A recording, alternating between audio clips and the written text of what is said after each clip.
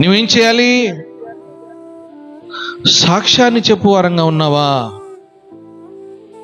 ఇది నాన్న కరువైపోయినారు. హల్లెలూయా.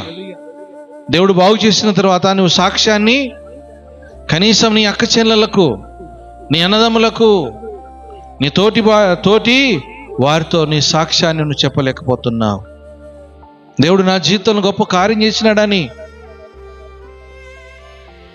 మనము లూకా సువార్తలో 15వ అధ్యాయంలో చూస్తున్నాం.